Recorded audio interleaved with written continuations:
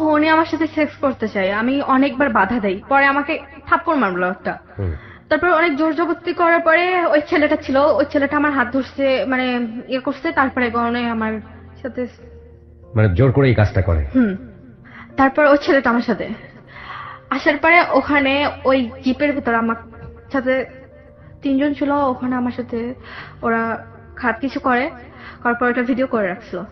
Video করে রাখার পরে মানে আমাকে রেপ করে, মানে 3 জন মানুষ আমার মানে হাত মানে ওন্নাতে আমার মানে এত চিল্লাচিল্লি করছি, মানে ওখানে দেয়া বাড়িতে কেউ ছিল না।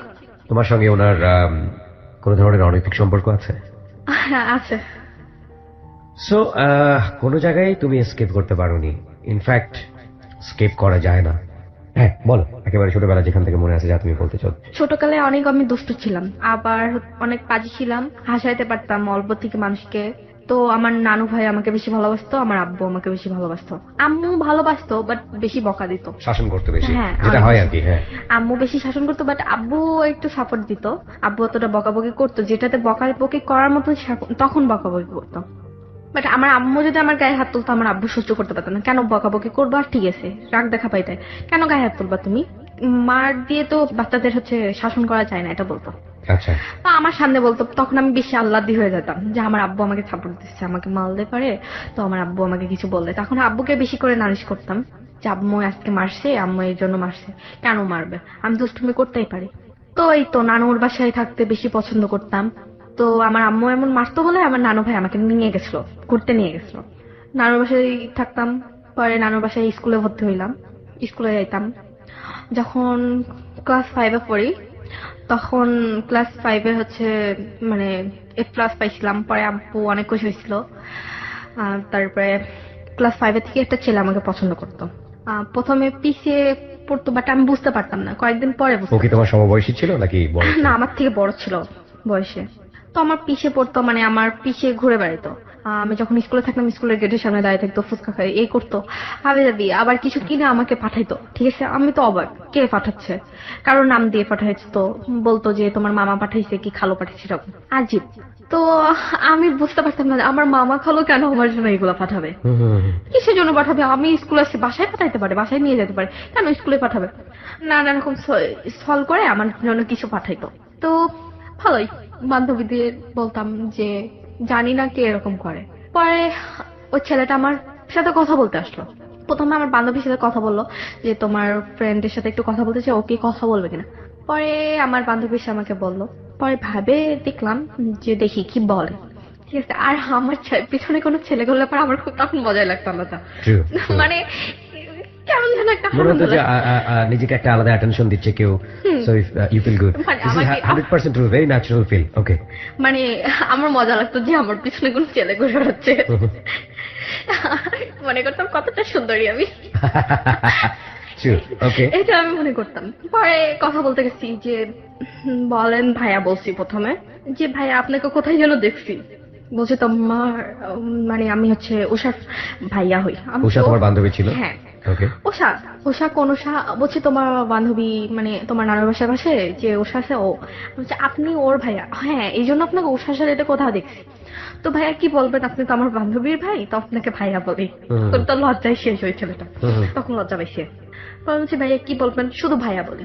তো বলছে ভাইয়া বলার থেকে তুমি আমার সাথে তুমি তুমি করে বলো, নাই আমার নাম ধরে রাখো, আমি খুব খুশি হবো।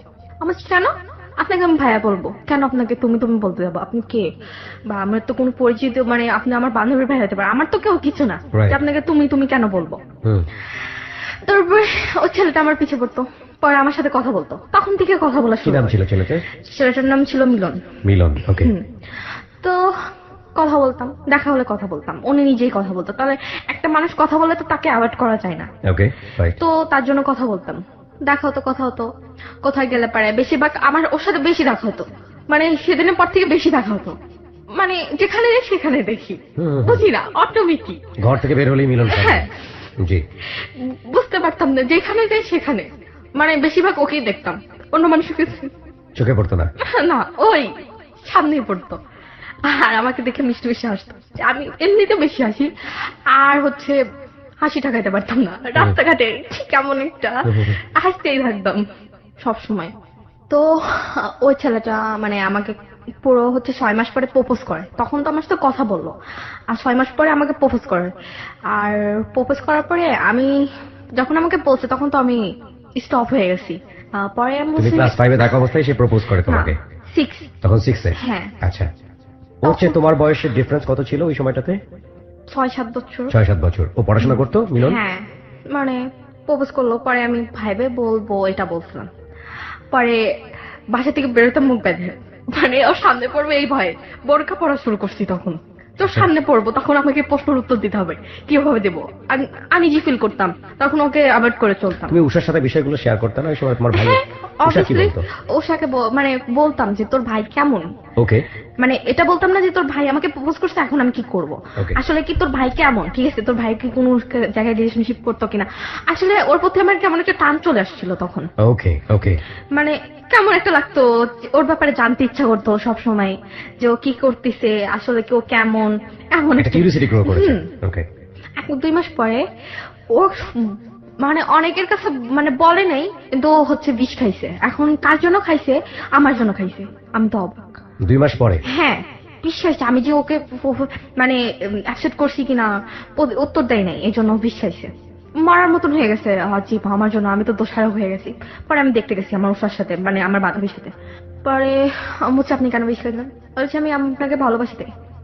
আমি বললাম তো তাই বলে বিষ খেতে হবে নিজের উপরে? বলছে ভালোবাসেন না মানুষ না পাইলে কি করব, বেঁচে থাকে তো কোনো লাভ নেই। পরে আমি বাসায় চলে এসেছি ও যে বিষ খেয়েছে এই গল্পটা তুমি শুনলে কার কাছ থেকে? আমার বান্ধবীর কাছে। উষার কাছ থেকে? হ্যাঁ। ওকে। ডাক্তারের কাছে মানে মেডিকেলে নিয়ে গেছিল, ওখান তো থেকে। উষার কাছ থেকে তুমি আর কোনো ইনফরমেশন পেলে না যে কেন বিষ খেয়েছে, কি বলেছে? হ্যাঁ, আমার জন্য নাকি খাইছে। উষা এটা বললো? হ্যাঁ, আর আম্মুর কাছে শেয়ার করছে যে আম্মু, ওর আম্মু জিজ্ঞেস করছে ওষার আম্মু হচ্ছে ওষার ভাইয়ের কাছে তো তুমি যখন ওর বাড়িতে গেলে ওকে দেখার জন্য, তারপরে কি হলো? ও বাড়ির লোকজন তোমাকে? না আমাকে কিছুই বললো না। আমার দিকে কেমন আড়ি আড়ি চোখে তাকাইলো, কেমন একটা রাগ রাগ ভাব। আর তারপর তুমি কথা বললে মিলনের সাথে? হ্যাঁ, তো মানে আলাদাভাবে কিছুক্ষণ কথা বললাম, বলার পরে আমি চলে আসলাম। তারপরে আমি বাসায় এসে সারা রাত ভাবছি, ভাবে একটা ছেলে, আমি আবার অন্যরকম অহংকার টাইপের মেয়ে না, ঠিক আছে। তো আমি ভাবলাম একটা ছেলে আমাকে এত পরিমাণ ভালোবাসে, তো সে আমার জন্য সুসাইড করতে গেছে, তাহলে সে না আমাকে কতটা ভালোবাসে, ঠিক আছে, আমার জন্য কি না করতে পারে।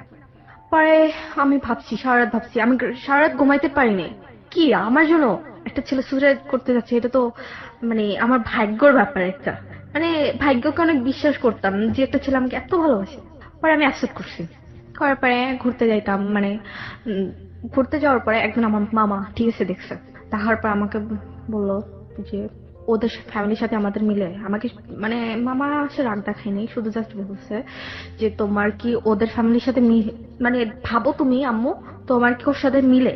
আর তোমার বাবা কি করে আর ওর বাবা কি করে, আর হচ্ছে তোমার ফ্যামিলি আর ওর ফ্যামিলি, তুমি কোথায় থাকো আর ওরা কোথায় থাকে। এটা কি তোমার বাবা জানলো কবে, কিভাবে জানলো? মামা আমাকে ওর সাথে দেখছে তারপরে। ও ঘুরতে দেখে তখন হ্যাঁ, হ্যাঁ। এটা বলেছে? তো আমি বলছি মামা শোনেন, ও কোনো কথা বলি নাই, বাট আমি প্রতির উত্তরে আমাকে প্রশ্নের উত্তর অ্যান্সার চাইছে, তা আমি বলছি মামা ওরাও মানুষ আমরাও মানুষ, ঠিক আছে। আর মামাকে আমি ডাইরেক্টলি সেদিন বলছি যে ভালোবাসা কোনোদিন গরিব বড়লোক দিয়ে হয় না, এটা বলছি। মামা তো অবাক, আমার পরে রেগে গেছে, আমাকে মানে চড় মারতে যাচ্ছে। ক্লাস 6 এ পড়ো তুমি? হ্যাঁ, মানে 6 না 7 তখন। তখন ক্লাস 7 এ? ওকে।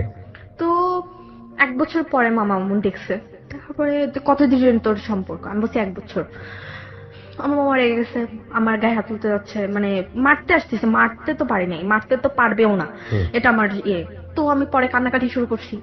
পরে আমার ফ্যামিলির লোকে সবাই জেনে গেছে যে ওই ছেলেটাকে ভালোবাসে। আমি বলছি, তখন ডাইরেক্টলি বলছি, ও যতই গরিব হোক আর একেবারে গরিব হোক, ও যদি রিক্সা চালায় এনে খাই দিতে পারে, তারপরেও আমি ওকে বিয়ে করবো, এরকম একটা জেদ ছিল আমার এটা ভেতরে। কি তুমি তোমার ফ্যামিলির সবাইকে বললে ওই মুহূর্তে ক্লাস 7 এ যখন তুমি পড়ো? হ্যাঁ, আমি তখন বলছি যে আমি ওই ছেলেকে বিয়ে করবো, আর এটা পারলে তোমরা ঠেকাবো, ও যদি রিক্সা চলায় এনে খাওয়াই তাও আমি খাবো, সমস্যা নেই, আর আমি ওই ফ্যামিলিতে মিশে যেতে পারবো। তখন আমার ভেতরে একটা খুব জেদ ছিল।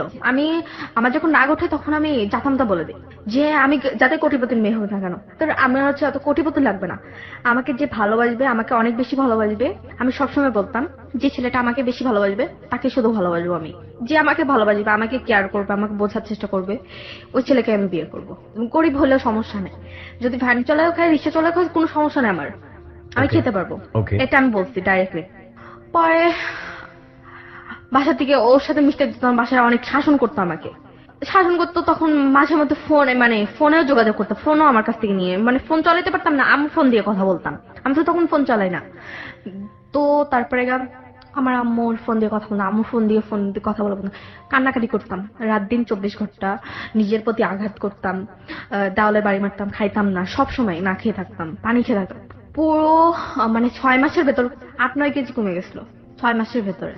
মানে আমি এত মানে ইয়ে হয়ে গেছিলাম, দুর্বল হয়ে গেছিলাম। তো সবসময় কান্নাকাটি করতাম, আমার আম্মু সহ্য করতে পারতো না। পরে আম্মুকে বলছিলাম, আম্মু আমি ওই ছেলের সাথে কথা বলবো, আপনার ফোনটা দেন। মানে আম্মু নিজের ইচ্ছায় পরে দিছিল, আম্মু আমাকে বলছিল না। পরে আম্মু বলছিল যে তোর আব্বুর জন্য না জানে, তোর হচ্ছে কাকুরার জন্য না জানে, আর তোর মামার জন্য না জানে, তো কথা বলবি মাঝে মধ্যে রাত অনেক পরে, ঠিক আছে? মানে আম্মু একটু সাপোর্টেড ছিল। ওকে, ওই মুহূর্তে তোমার বাবা তো জানতো বিষয়টা, তোমার বাবা তোমাকে অনেক লাভ করতো, বাবার ট্রিটমেন্টটা কি ছিল? বাবা মানে তখন আমার সাথে কথা বলা বন্ধ করে দিছিল। মানে বাবা তো বোঝাইতে পারতাম না, বাবার এমনি উল্টো মেজাজ, কেমন একটা রাগ ছিল ভিতরে, অনেক ভালোবাসতো বাট কথা বলা বন্ধ করে দিছিল আমার সাথে। তো তারপরে এরকম মা দিল, পারমিশন দিল মা একরকমের? হচ্ছে মানে পুরো 1 বছর পরে, 1 বছরের বেশি, তারপরে তো আমাকে পারমিশন দিল যে তুই এমন কেন করছিস, পরে তো মারা যাবি এরকম করতে করতে। না খেয়ে থাকতাম সবসময়, না স্কুলে যেতে ওই সময়টাতে পড়াশোনা হ্যাঁ করতে? যেতাম। আমার ওই সময়টাতে দেখা হতো মিলনের সঙ্গে? হ্যাঁ দেখা হতো, কথা বলতে পারতাম না, আমাকে আমার মামা তো ভাই চাই দিয়ে আসতো। গার্ড হ্যাঁ। গার্ড দিয়ে? আসলে কেমন একটা আটকার ভেতর ছিলাম, মানে এরা ঘোরাচ্ছিলাম না আমি তখন। ওকে। মানে ফোনে কথা বলতাম রাত 12টার পরে, 1টা পরে, মানে সবাই ঘুমায় যেত তখন। কথা বলতাম বেশি না, 10-15 মিনিট, জাস্ট কেমন আছো, কি করছো, খাইছো কিনা, এতটুকুই। আর মানে ওর কেমন একটা মানে ও আমাকে ভালোবাসতো কিনা জানি না, বাট আমি ওকে অনেক ভালোবেসে ফেলেছিলাম, যে নিজের ফ্যামিলির সাথে যুদ্ধ শুরু করে দিয়েছিলাম, নিজের উপরে আঘাত করতাম, না খেয়ে থাকতাম। তো কথা বলতাম, মাঝে একদিন ওর পুরো 15-16 দিন ফোন বন্ধ ছিল, ঠিক আচ্ছা আছে? আচ্ছা। ফোন দিতাম, ট্রাই করতাম, পারতাম না। আর আমার ওই বান্ধবীটা আসাও, মানে উষা আসাও বন্ধ করে দিছিল বাসায়, মানে ওর উষাকে অ্যালাউ করতো না। আচ্ছা। কিভাবে যে ইয়ে করবো, আমি তো ওদিকে যেতে পারতাম না। আর যেখানে যেতাম সেখানে আমার সাথে আম্মু থাকতো, নাই নানু থাকতো, নানুর বাসায় বেশি থাকতাম না, তো নানু থাকতো। এই তো নানুর বাসায় তখন বেশি থাকতাম, দাদির বাসায় থাকতে ইচ্ছা করতো না। পরে আমাকে ফোন বন্ধ, পরে আমি তো অনেক কান্নাকাটি, মানে কেমন একটা হয়ে গেছিলাম, মানে আমার ভিতরে মাঝে মানসিক সমস্যা হয়ে গেছিল। মানে মানসিক সমস্যা হয়েছিল, মানে আমাকে মানে প্রত্যেকদিন 25টা করে ওষুধ খাওয়া লাগতো। আচ্ছা।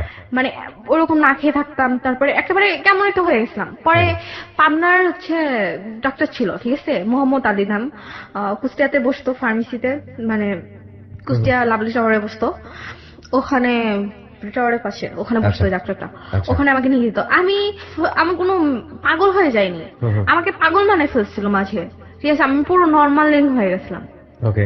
তো মানে কি করব বুঝতাম না, আমাকে প্রত্যেকদিন ওষুধ খাওয়াতো, ঘুমের ওষুধ খাওয়াতো, পুরো 1000 পাওয়ারের ওষুধ খাওয়াতো আমাকে, প্রত্যেকটা দিন 25টা করে। ওই সময়টাতে? হ্যাঁ, প্রত্যেকটা দিন 25টা করে হচ্ছে 1000 পাওয়ারের ওষুধ খাওয়াতো। ফুল আমি মানে ঘুমায় থাকতাম বেশিরভাগ। আমি দাঁড়া 25টা করে ঘুমের ওষুধ খাওয়ালে তুমি বেঁচে থাকার? 25টা করে ঘুমের ওষুধ পাওয়ার, মানে 25টা করে নানা রকমের ওষুধ খাওয়াতো। ও তাই বলে এটা? আর ঘুমের ওষুধ তো হচ্ছে একটা করে প্রতিদিন 25টা করে ওষুধ খাওয়াতো তোমাকে? হ্যাঁ। মানে ওই সময়টাতে তুমি আউট অফ কন্ট্রোল হয়ে গিয়েছিলে? আমি পুরো ম্যাড না, তারপর ম্যাড বানাই ফেলছিল। ওকে, এটা কে বানিয়ে ফেলেছে? আমার ফ্যামিলিতে। মানে আমি না খেয়ে থাকি, টেনশন করি, সারাক্ষণ কান্নাকাটি করি, কেন করি, ডাক্তারের কাছে নিয়ে গেছে, ডাক্তার বলছে ওর হচ্ছে মানসিক সমস্যা হয়েছে। ওকে ওকে। তো কেন হয়েছে, আমার আম্মু বলছে একটা ছেলেকে ভালোবাসতো, তারপরে এরকম হয়েছে, এরকম এরকম। ডাক্তারকে তো সব ঘটনা খুলে বলতে হয়, তারপর ডাক্তার বলছে ওর মানসিক সমস্যা হয়ে গেছে। তা আমি তো ফ্রেশ আছি, আমার তো কোনো সমস্যা নাই। আমাকে ওষুধ খাওয়াতাম, ঘুমায় থাকতাম, হাঁটতাম ঢুলে ঢুলে, কোথাও যেতে পারতাম না, মুখ দিয়ে লাল পড়তো, তখন একেবারে অন্যরকম হয়ে গেছিলাম। এই অবস্থায় তোমার পড়াশোনা চলছিল? বন্ধ হয়ে গেছিল তখন। কোন ক্লাসে থাকা অবস্থায়? হচ্ছে মানে পড়াশোনা, মানে এক্সামের সময় এক্সাম দিছি। কোন ক্লাসে থাকা অবস্থায়? ক্লাস 9। ক্লাস 9-এ? ওকে। 8 থেকে 9 পর্যন্ত, মানে পুরো 1 বছরের বেশি ওষুধ খাইছি। এখানে একটা বিষয় একটু নোটিশ করতে চাই সবাইকে, ওর বলার জায়গাটাও একটু অন্যরকম, আপনারা হয়তো বা খেয়াল করেছেন। খানিকটা সময় ও থেমে যায়, নিজের মতো করে বলে, আবার রিটেক করে। ওর পুরো গল্পটা যদি আপনারা জানেন তাহলে বুঝবেন যে আসলে কেন অন্যরকম। 18 বছরের প্রিয়াঙ্কা আজকে নিজের জীবনের গল্প বলতে এসছে। এখানে ওর বাবা মেজর, আর্মির মেজর ছিলেন, এবং খুব নিঃসংকোচে আমরা বলতে পারি যে সম্ভ্রান্ত একটা পরিবারে ওর জন্মগ্রহণ হয়েছিল। এটা আসলে কি ধরনের গল্প সেটা না শোনা পর্যন্ত আমি কোনো মন্তব্য করতে চাই না। বলুন তারপর কি হলো? খুব অফ ট্র্যাকে তুমি তখন ওই মুহূর্তে, বুঝতে পারছি। তারপর কি হলো? ক্লাস 9-এ পড়ছো। মানে ওষুধ খাইতাম তো মানে তখন আমি ক্লাস 9-এ পড়ি, তখন আমার পড়াশোনা কেমন সায়েন্স নিয়ে পড়তাম। আচ্ছা, আসলে কেমন চাপ থাকতে পারে সেটা তো আপনি জানেন। বুঝতেই পারছি। হ্যাঁ, হ্যাঁ, তো অনেক চাপ ছিল পড়াশোনায়। তো ওষুধ খাইতাম এমন, মানে আমি বুঝতাম না, আমি তো বলতাম যে আমার ডক্টরের কাছে বলতাম যে আমার কোনো সমস্যা নাই, আমি ওষুধ খাবো না। তারপর উনি আমাকে ঘুমের ওষুধ মানে খাওয়াইতে বেশি বলতো। মানে ও পাগল, মানে ডাক্তার বললো যে ও আস্তে আস্তে পাগল হয়ে যাবে এরকম করতে করতে, না খেয়ে থাকতে, ঘুমাইতে পারতো না। না ঘুমাইলে পারে, না ঘুমাই না বলে ও মানে ডাক্তারটা আমাকে ঘুমের ওষুধ দিছিল। তো তারপরে আস্তে আস্তে ওরকম যখন আমি একেবারে নর্মালি হয়ে গেলাম, তখন হচ্ছে মুখ দিয়ে লালা পড়তো, তখন খেতাম। তারপর ওষুধ খাওয়ার পর আমি মোটা হয়ে গেছি। এই তো, মানে ডাক্তাররা শুধু টাকা চিন্তা করে, আসলে কি আমার কি সমস্যা সেটা তো জানতে, সে বোঝার চেষ্টা করলো না। আমার কাছ থেকে শুনতে পারতো কি সমস্যা আমার, কেন উনি আমাকে, এটা আমার মনে হতো যে উনি আমাকে কেন এরকম ওষুধ, উনি বুঝতো নাকি আমার মানসিক সমস্যা হয়েছে। বাট আমার তো, আমি নিজের কাছে মনে করতেছি আমি তো নিজের কাছে একটা পারফেক্ট, বুঝতাম না কিসের জন্য ওষুধ খাওয়াইতো। ওষুধ খাওয়াইতে চাইতাম না, ওষুধ খাওয়ানোর জন্য অনেক মার খাইছি। বাট তো মানে আমার আব্বুর একটা ফ্রেন্ড ছিল। হুম, ফ্রেন্ডের ছেলে মানে আমাকে অনেক পছন্দ করতো। মানে আব্বুর ফ্রেন্ড আমাকে পছন্দ করতো অনেক ছোটকাল থেকে, মানে পছন্দ করে রাখছিল যে ওনার ব্যাটার বউ মানাবে, মানে বৌমা মানাবে, এরকম একটা ইয়া ছিল। তো যখন বড় হব, মানে বয়স পূর্ণ হবে, মানে 18 বছরের আগে বিয়ে করে রাখছিল। 18 বছর যখন পূর্ণ হবে তখন আমাকে বিয়েতে মানে এই সময় তুলতে চাইছিল, ঠিক আছে। মানে বিয়ে পড়িয়ে রেখেছিল তোমাদের? বিয়ে পরে রাখতে চাইছিল। ওকে। মানে একটা ছোটখাটো অনুষ্ঠান করে বিয়ে পরে রাখছিল, বাট ওদের বাসায় যাবো না, কিন্তু অনুষ্ঠান হবে ছোটখাটো। তারপরে যেদিন বিয়েটা তুলবে সেদিন আরো বেশি অনুষ্ঠান হবে। তো বিয়ে পরে রাখতে চাইছিল, আমি তো বিয়ে করবো না ছেলেকে। তোমাকে এসে বললো কি এই ঘটনাটা? আম্মু বলছে। কি বললো? আম্মু বলছে যে তোর আঙ্কেলের ছেলের সাথে তোর বিয়ে ঠিক করছে, এখন তুই কি বিয়ে করবি কিনা। আমি বলছি মা তুমি, মানে আমার আম্মুকে তখন আমি খুব কান্নাকাটি করে বলছি, আম্মু দেখো আমি মিলনকে অনেক বেশি ভালোবাসি, আর ওর জন্য এত কিছু তোমাদের সাথে করলাম, তোমাদের বোঝার দরকার ছিল যে আমি এমন ভাবে কথা বলছি যে তোমার বোঝার দরকার ছিল, যার জন্য আমি এতদিন না খেয়ে থাকছি, নিজের পরে আঘাত দিছি, তাকে ছাড়া আমি কেমন করে অন্য ছেলেকে বিয়ে করতে পারি, এটা তোমার কাছে বলো। আর আম্মুকে উদাহরণ দিছি যে তুমি আমার জায়গায় থাকতে কি করতা তুমি তখন। আম্মু তো কোনো কথা বলতে পারে না, তখন তো আম্মু চুপ হয়ে গেছে। আর আম্মু বলতেছে তোর ভালোর জন্য আমরা তোকে বিয়ে ঠিক করছি, মানে মিলনের ফ্যামিলি থেকে তোর এই ছেলের সাথে বিয়ে হলে পারে অনেক ভালো হবে, ওকে, এটা বলছিল। তখন ভাবছি যে না আমি বিয়ে করব না, ঠিক আছে। তারপরে আমার বান্ধবী ছিল, সবচেয়ে বেস্ট ফ্রেন্ড নাম ছিল সোহা। ও আমার অনেক বেস্ট ফ্রেন্ড ছিল, মানে ওর কাছে আমি সবকিছু এভরিথিং, যা যা আমার লাইফ হতো, ওষুধ খাইতাম, এগুলো সবকিছু এভরিথিং ওর কাছে শেয়ার করছি। তো তারপরে সোহা আমাকে মানে ওর ফোনটা নিয়ে আসলো, মানে আমার বাসা দিয়ে, ঠিক আমার সোহা বান্ধবী তো বেস্ট ফ্রেন্ড, ও আসছে, মানে এই ইয়েতে আসছে। আসার পর আমি বলছি দেখ আমি তো বিয়ে করতে পারবো না। তো ও তো সবকিছু জানে, এভরিথিং সবকিছু জানতো। তো তারপর আমি বললাম তুই ফোনটা দে, আমার আম্মুর ফোন দিয়ে আর কথা বলা যাবে না, আম্মুর ফোন নেওয়া যাবে না, আম্মু তো ফোন দিবে না আমাকে আর। মানে আম্মু তো তখন ফোনটা কোথায় রাখছে আমি খুঁজে পাইনি, আম্মু কাছে রাখতো সবসময়, কিভাবে নিবো আর কার ফোন দিয়ে কথা বলবো। তো সোয়ার ফোন, মানে ফোন দিয়ে কথা বলছি। ফোন দেওয়ার পরে ওর সাথে কথা বললাম যে তারপরে ওর সাথে মানে পুরো 4-5 দিন পরে আমার কথা হলো, মানে বিয়ে ঠিক হওয়ার পরে, যে বিয়ে যেদিন হবে তার 4-5 দিন আগে একবার কথা হলো। আমি ফোন দিচ্ছি, ও তো বলছে তোমার এতদিন কি হয়েছিল। আমি তো অনেক ঘটনা সব বললাম যে আমার বিয়ে ঠিক হয়েছে আমার মানে আব্বুর ফ্রেন্ডের ছেলের সাথে, তো আমি এখন কি করব। ও আমাকে বললো যে 5 মিনিট পরে তোমাকে ফোন দিয়ে ডিসিশন জানাচ্ছি। আমি বলছি যে আমি এখানে থাকবো না, প্লিজ তুমি জাস্ট বলো তুমি এখন কি করবা। হয় আমি এখানে থাকবো না, তুমি যদি আমাকে তোমার কাছে মানে যেতে পারলে তোমার কাছে যাবো, না হলে আমি সুসাইড করবো, আমি তোমাকে ছাড়া কাউকে বিয়ে করবো না। এটা মিলনকে বললা তুমি? ওকে, তারপর? তো তারপরে মিলন আমাকে বললো যে আমি তোমাকে 5 মিনিট পরে ফোন দিয়ে জানাচ্ছি। তো 5 মিনিট পরে ও আমাকে ফোন দেয়, মানে ফোন দেওয়ার পরে মানে আমার বান্ধবীর কাছে তখন ফোন ছিল, আমার কাছে ছিল না। 5 মিনিট পরে সোহার কাছে? হ্যাঁ, ছোঁয়ার কাছে ছিল। তো ছোঁয়া আমাকে ফোন নিয়ে এসে বললো যে ফোন দিছে তুই কথা বল। মানে রুম আটকে তারপর কথা বলছি। তো ও আমাকে বলল যে তুমি বাসা থেকে পালাই আসো। কিভাবে আসবা সেটা আমি বলে দিচ্ছি। তুমি রাত্রেবেলা রাত 12টার সময় তুমি আসবা। কিভাবে রাত্রেবেলা? মানে রাত্রেবেলা সবাই ঘুমায় থাকবে এই সময়। 12টা বলতে নির্দিষ্ট টাইম দেয়নি আমাকে।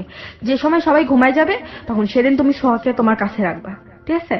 সেদিন রাত্রে সোহার সাথে থাকবা, এরকম একটা ইয়ে করবা। আম্মুকে বলবা তো আজকে রাত্রে সোহার সাথে থাকতে চাই, এরকম। তো সোহার ওর বাড়িতে ম্যানেজ করলো, পড়ার পরে আমার কাছে আসলো সেদিন রাতে থাকার জন্য।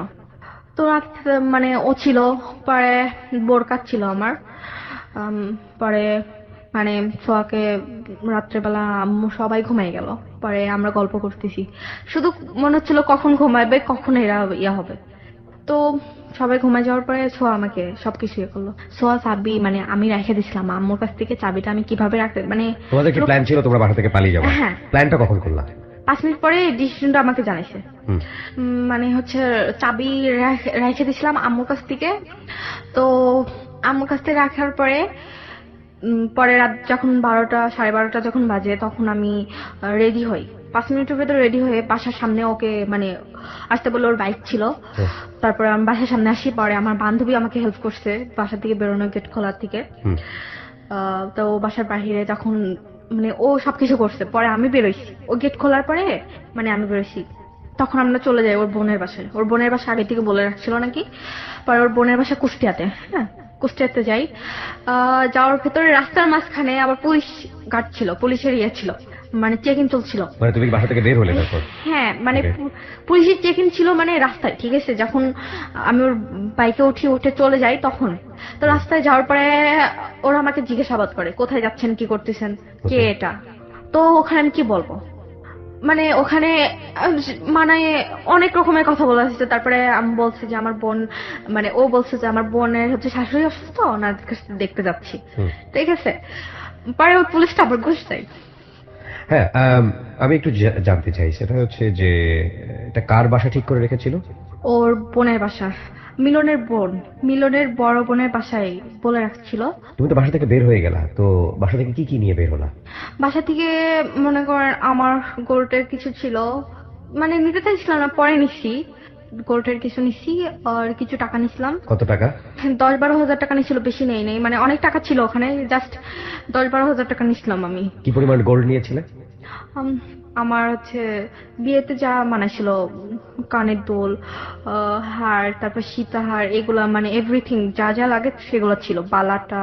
সব নিয়েছিলা? হ্যাঁ। আচ্ছা, তুমি যে বাড়ি থেকে বের হচ্ছ, তুমি কি এটা জানতা যে এই বের হওয়ার মানেটা কি বা এটার পরিণতি কি হতে পারে? আমার মানে এ ছিল যে আমি বেরোয় যাওয়ার পর ওর সাথে পালিয়ে বিয়ে করতে চাইছিলাম, ঠিক আছে? আচ্ছা। বিয়ে করার পরে মানে কি মানে ইচ্ছা ছিল মানে ও কিছু করবে, এরকম একটা ইয়ে ছিল। দুজন মিলে সংসার চলে যাবে। হ্যাঁ, এরকম। লেখাপড়া তখন তোমার কি অবস্থা? আহ, লেখাপড়া, এসএসসি পরীক্ষা। এসএসসি পরীক্ষার আগ মুহূর্তের ঘটনা এটা? হুম। তো ওর বোনের বাসা যাওয়ার পরে কাজী আসে, মানে দুপুরের দিকে কাজী আসার পরে কাজী বলে যে মেয়ের বয়স বুঝি নাই, ঠিক আছে? তো বিয়েটা কিভাবে হবে, আর মেয়ের তো কোনো গার্জিয়ান নাই। তো ওরা আবার প্ল্যান করছে যে ওদের বাসা থেকে মানে মিলনের বোনের বাসা থেকে কয়েকজন ইয়ে দিল, পরে বললো যে এটা বাবা সাথে এরকম, ঠিক আছে? হুম। তো আমাকে শিখাই দিল ওরা যে এটা বলবা। কাজী মানে চলে গেল রাগবাগ করে, পরে আরেকটা কাজী নিয়ে এসছে। হুম। ওই কাজীটা আসার পরে বিয়ে পড়াইছে। ওই বাবা মা সাজাইছে, ওরা বাবা মা হয়েছে, মানে বাবা ভাই এরকম। হুম। বাবা চাচা এরকম সাজাইছে, সাজানোর পরে ওরাই মানে আমার সাক্ষী দিল। জি। পরবর্তীতে শেষ পর্যন্ত বিয়েটা হলো, সবাই চলে গেল খাওয়া দাওয়ার থেকে, এভরিথিং সবকিছু শেষ। পরে মানে আমাদের জন্য একটা রুম ছিল, হুম। ওই রুমে যাই, পরে আমরা দুজনা গল্প করি। সেদিন কিছু হয় না। তো ও হচ্ছে মানে ফোনে কথা বলা শুরু করলো, ফোনে কথা বলো ফুপ্পির মেয়ের সাথে, বাট ভালো। ফুফির মেয়ে তো ভাই বিয়ে করছে, এটা ফোন দিতেই পারে স্বাভাবিক। ওকে। তো কথা বলেই যাচ্ছে নানা রকম হাসাহাসি, বাট আমি ওর পাশে বসে রয়েছি, শুয়ে রয়েছি, আমার পর দিয়ে কোনো কেয়ারই নাই। তো সেদিন রাতটা কেটে ঘুমাই গেছি পরে। আর তারপরে দিন রাতে এরকম কথা বলতেছে, আমি জিজ্ঞাসাবাদ করি, তারপর আমার চর মারে যে হচ্ছে কথা বলতে পারে স্বাভাবিক, আমার বোনের সাথে কথা বলছি, তোমার সমস্যা কি? আমি বলছি, কথা বলে মানে এমন কথা বলে না কেউ। সেকেন্ড দিনেই তোমার গায়ে হাত তুললো? হ্যাঁ। ওকে। তারপরে কয়েকদিন পরে ঈদের দিন আমার গায়ে হাত তোলে, বলি যে কোথাও যাব, ঘুরতে যাব, নিয়ে মানে আমার বান্ধবীর বাসায় যেতে চাইছিলাম, নিয়ে যাবে না। ওকে ফাইন, সমস্যা নাই। বাট ঈদের দিন আমার গায়ে হাত তোলে, 3টা চড় মারে। অনেক কষ্ট পাইছিলাম সেদিন। আমার লাইফে আমি কোনোদিন আমার কেউ মারি নাই। আমি ওই সময়টাতে মিলন কি করতো, পেশায় কি ছিল? পেশায় আসলে কিছু ছিল না, বোনের বাসায় বসেছিল। ওর হচ্ছে ব্যবসা ছিল, কার সাথে শারিং ছিল, মানে ওই মাছের একটা হ্যাচারি ধরনের হচ্ছে ইয়ে ছিল, ওটাতে শারিং এ ছিল। তো তারপরে আমার গায়ে হাত তুলো, আমি অনেক কান্নাকাটি করলাম। পরে আমি মানে আমি বললাম আমার বাড়ি যেতে চাই। ওকে। তো বাড়িতে আমার আম্মুর নাম্বার আমার মুখস্থ ছিল। আম্মুকে ফোন দেই, আম্মু আমার ভুল হয়ে গেছে, আমি বাড়ি আসতে চাই। 15 দিনের ভেতর বাসায় চলে আসি আমি। ওকে। আমার আম্মু নিয়ে আসে। পরে মানে আমার মামা খালু এরা বলছিল যে আগে থেকে নিষেধ করছিলাম, কেন গেলি? 15 দিনের মাথায় তুমি বুঝতে পারো হ্যাঁ। ভুলটা? হ্যাঁ। গিয়ে তুমি কি পেলা ওইখানে, কি বাসায় গিয়ে তুমি কি দেখলা? বাবার কি অবস্থা, মার কি অবস্থা, ফ্যামিলি সব? আব্বু মানে আব্বু ঠিক ছিল না, আব্বু তো হচ্ছে অসুস্থ ছিল। হুম। তো আব্বু স্টক করছিল এটা আমি জানতাম না। আব্বু কথা বলতো না আমার সাথে, এটা ন্যাচারালি। আর অন্য সময় আব্বুর সামনে থাকতাম না, রুমের ভিতরে সবসময় থাকতাম, বুঝতাম না যে আব্বুর কি হয়েছে আসলে। আচ্ছা। আমাকে কেউ কিছু বলতো না। তো এভাবে আম্মু মানে আম্মু বোঝাইতো যে কি করলা তুমি এটা, আচ্ছা। তোমার ওইটাই ভালো ছিল। আমি পরে আম্মুকে বোঝাইলাম যে আম্মু আসলে আমার মাথায় ঠিক ছিল না, আসলে আমি বুঝতে পারছিলাম না যে কি করব। আর আমি ওকে অনেক বেশি ভালোবাসছিলাম, বাট ও যে আমাকে ভালোবাসে না এটা জানতাম না। ওকে। বাট পরে আমার মামা এসে বলে যে আসলে ওরা হচ্ছে অনেক লোভী টাইপের, মানে ওর আম্মা হচ্ছে অন্যরকম। আর ওরা একেবারে গরিব, ঠিক আছে। মানে ওই যে ব্ল্যাকের ব্যবসা করে, এটা আপনারা বুঝবেন না হয়তো বা। ব্ল্যাকের ব্যবসা করে যে ইন্ডিয়া থেকে ওকে, ঠিক আছে। হ্যাঁ, এগুলা নিয়ে এগুলো আসতো। বলে তোমার মামা তোমাকে? হ্যাঁ। আচ্ছা। তো ওরা লোভী ছিল যে তোর সম্পত্তির জন্য তোকে হেল্প করতো, ঠিক আছে, এটা আমাকে বলতো। হুম। তো আমি তখন অতটা ইয়া করতাম না। পরে ওর মনে করে 6 মাস পর ওর মানে ফুপির মেয়েকে বিয়ে করে। আমাকে ডিভোর্স দেয়নি তখনও, হুম। বিয়ে করে। পরে বিয়ে কয়েকদিন পরে ডিভোর্স পেপার পাঠায়, আমি সই করি নাই। ফুপির মেয়েকে বিয়ে করে? হ্যাঁ, আমি সই করি নাই, বাট ওরা বলছে আমি সই করছি। আমি এখন পর্যন্ত সই করি নাই ডিভোর্স পেপারে। ওকে, তারপর? তারপরে মানে বাসার থেকে আমার মামা আমার খালু সবাই চাপ দেওয়া শুরু করলো যে তোর কারণে এরকম হলো, তুই এত বড় একটা মানে কেলেঙ্কারি করলি, ভালোই হয়েছে, এখানে এখন আসিস কেন? পরে কাকুর বাসায় মানে আমার বাসায় গেছি, পরে কাকুরা আশেপাশের মানুষদের সবাই জানে এইসব ঘটনা। সবাই পাড়ার মানুষ নানা রকমের কথা বলতো, যেটা মানে সহ্য করতে পারতো না। অনেক মারধর খাইছি, ঠিক আছে। পরে আব্বু তো স্টক করছে, আব্বু তার পরে জানতে পারছি আব্বু স্টক করছে। পরে সবার কথা মাথায় নিয়ে এসে বললাম যে ওরা বলে যে আমি যদি চলে যাই ওরা নাকি ভালো থাকে। কারা বলে এটা? আমার মামা খালু কাকু। মানে তোমার কারণে বলে- তোমার বাবা স্ট্রোক করলো, তোমার কারণে ফ্যামিলির এই অবস্থা, এবং হ্যাঁ। তুমি এতগুলা ভুল করলা, এই জন্য তোমাকে সবাই গালিগালাজ করতো, হ্যাঁ, গালমন্দ এটা করতো। মানে আমার মনে হলো তখন যে আমি এদের যদি মুক্তি দিয়ে চলে যাই, তাহলে যদি আমি চলে যাই বাসার থেকে, তাহলে এরা মনে হয় ভালো থাকবে। ওকে। আর আমার মামা আমার খালু বলতো যে আমার মেয়ে আছে, তোর জন্য আমার মেয়ের বিয়ে হবে না, যে এরকম একটা মেয়ে ছিল এরকম করছে। এই জন্য আমি বাসা থেকে চলে আসি। চলে আসার পরে ট্রেনে উঠি রাত্রেবেলা। হ্যাঁ। রাত্রেবেলা ট্রেনে উঠি, সকালে কমলাপুরে পৌঁছাই। হ্যাঁ। কমলাপুরে পৌঁছানোর পরে হচ্ছে একটা আঙ্কেল, মানে উনি আমাকে ফলো করছিল, বাট আমি বুঝতে পারছিলাম যে ফলো করতেছে আমাকে কেউ। হুম। আমি যেখানে যাচ্ছি উনি সেখানে যাচ্ছে, সেম। তারপরে আমি যেখানে বসি, যখন দুপুর 3টার দিকে, 3টা 3:30 এরকম, তখন উনি আমার সাথে এসে কথা বলে। আর সকাল 6টার থেকে উনি আমাকে ফলো করতেছে, ওই আঙ্কেলটা। আর 3টার দিকে এসে আমার সাথে কথা বলে যে তুমি কোথায় যাবা, কোথায় এসছো, কার বাসায় যাবা। কত সালের দিকে তুমি ঘটনাটা ঘটো, বাসা থেকে বের হও কত সালের দিকে সেকেন্ড টাইম? 3 বছর আগে। 3 বছর আগে। ওই সময়টাতে কি তুমি প্ল্যান করে বের হয়েছিলে যে বাসা থেকে বের হচ্ছি? কোথায় হ্যাঁ। যাবো এটা ছিল না, কোনো প্ল্যান ছিল না? না। ওকে। আসলে কি আমি ভাবছিলাম এদের মুক্তি দিতে চাই, আমার জন্য ওরা অনেক প্রবলেম আছে এটা মনে করছিলাম। তো তারপর উনি আমার সাথে আসে কথা কোথায় এসে তুমি, কোন রেল স্টেশনের ঘটনা এটা? ট্রেনে স্টেশনে আসি, কোন স্টেশনে? পরাদহ। পোড়াদহ স্টেশন? হ্যাঁ। কোথায় এটা? কুষ্টিয়া জেলা। ওকে, তারপর এসে? তারপরে ট্রেন উঠলাম, হ্যাঁ। সুন্দরবন এক্সপ্রেস ট্রেনের নাম। হুম। ট্রেনে এসে কমলাপুরে নামলাম। হুম। কমলাপুরে নামার পরে ওই আঙ্কেলটা আমাকে মানে জিজ্ঞেস করে 3:30টার দিকে, সকাল থেকে ফলো করছে। তো আমাকে জিজ্ঞেস করে মামনি তুমি কোথায় যাবা। তখন আমি মানে আসলে অনেক ছোট ছিলাম, বাট তখন বুঝতাম না যে আসলে আমার সাথে কেউ যদি একটু ভালোভাবে কথা বলতো, তখন মনে হতো যে এই আমার আপন, এরকম একটা ইয়ে আসতো। আচ্ছা। মানে মানে এ অনেক ভালো এরকম মনে হতো। তখন Okay. আমি অনেক ছোট ছিলাম। Okay. মানে উনি আমাকে বললো যে মামনি আমার হচ্ছে বাসা আছে, তো আমার বাসায় হচ্ছে আমার মেয়ে আছে, বলছে তুমি আমার বাসায় চলো। বলছি আঙ্কেল আপনার বাসায় আমি যাবো না, আপনি প্লিজ মানে আঙ্কেল। সকাল থেকে সন্ধ্যা পর্যন্ত উনি ফলো করেছেন? হ্যাঁ। ওকে। তো আমি বলছি আঙ্কেল আমি বাড়িতে চলে যাব, আমার সন্ধ্যার দিকে ট্রেন, আমি চলে যাব, ঠিক আছে আঙ্কেল। উনি আমাকে বললো যে তুমি আমার বাসায় চলো। আমি বলছি না আঙ্কেল, আমি আপনার বাসায় যাব না। তো আমার সন্ধ্যার দিকে ট্রেন আছে, সেটা আঙ্কেলকে বললাম। তারপর আমার আঙ্কেল জেদ ধরছে যে না মামনি, তুমি এতক্ষণ বসে রয়েছো, সকাল থেকে কি কিছু খাও নাই, চলো আমার বাসায় যাই, হচ্ছে মানে তুমি আমার বাসায় চলো, খাওয়ার পরে তোমাকে সন্ধ্যার দিকে ট্রেনে উঠাই দিয়ে যাবো। ওকে। হ্যাঁ। তো আমি বলছি আঙ্কেল আপনার বাসায় যাবো, আপনার বাসায় কে কে আছে? বলছে তোমার আন্টি আছে, তোমার ছোট দুটো আপু আছে, চলো যাই। আমি বলছি না আঙ্কেল আমি যাবো না। পরে উনি আধা ঘন্টা ধরে আমাকে বোঝাইলো যে না মামনি এটা ঠিক না, তুমি বাসা থেকে চলে এসছো রাগ করে, এটা ঠিক না, তুমি বাসায় ফিরে যাও, সন্ধ্যার দিকে তোমাকে ট্রেনে তুলে দিয়ে যাবো। এগুলো আমাকে বললো। উনি বললো যে তুমি আমার বাসায় চলো, তোমার মানে ছোট দুটো আপু আছে আর তোমার আন্টি আছে। তো আমি বলছি আঙ্কেল না আমি যাবো না, আমার সন্ধ্যার দিকে ট্রেন আছে, আমি যাবো না। উনি বললো যে না চলো মামনি, তুমি খাবার খেয়ে চলে এসো, তোমাকে সন্ধ্যার দিকে তুমি আর তোমার ছোট দুটো আপু আছে, ওদের সাথে করে নিয়ে আসবে না, তোমার সাথে তুলে দিয়ে যাবে না। তো আমি বলছি তাই। তো আমি কিছুক্ষণ ভাবলাম বসে যে একটা মানুষ আমাকে এরকম করে রিকোয়েস্ট করতেছে, উনি ভালো মনে হলো, ঠিক আছে, দাঁড়িয়েছে মুখে অনেক ভালো মনে হলো। ওকে। তো তো তারপরে ওনার সাথে আমি গেলাম। মানে পরে অনেকক্ষণ পরে উনি এতবার করে রিকোয়েস্ট করার পরে আমি মানে একা কি করবো তখন, আমি একা একা মানে বোকা। তো আমি কিছুই বুঝতে পারছিলাম না। তো ওনার সাথে গেছি, যাওয়ার পরে উনি রিক্সায় করে যাত্রাবাড়ি নাম ওখানে নিয়ে গেল। ওখানে নিয়ে যাওয়ার পরে ওনার বাসা মানে একটা বাসায় নিয়ে গেল। ওই বাসায় একটা ছেলে একটা মেয়ে আর তিনটা মেয়ে ছিল, মানে স্বামী স্ত্রী ছিল, আর তিনটা মেয়ে ছিল। তো বলছে যে এটা তোমার আপু, এর নাম মিথিলা, আর এর নাম সজীব, ঠিক আছে ওই ছেলেটার নাম। আর এদের নাম ঋতু, আর ডল নাকি ডল, আর এটার নাম কি ছিল মনে হচ্ছে না। তো তোমার এরা আপু হয়, তুমি এখানে এখন থেকে থাকবা। আমার হচ্ছে আঙ্কেল মানে আমি এখন থেকে থাকবো মানে আমি তো সন্ধ্যার দিকে চলে যাবো। বলছে না তুমি সন্ধ্যার দিকে যাবে, এত কিছুক্ষণ থাকবা তো, এটা বলে। তো মিথিলাদের সাথে কি কথা বলো আমি জানি না।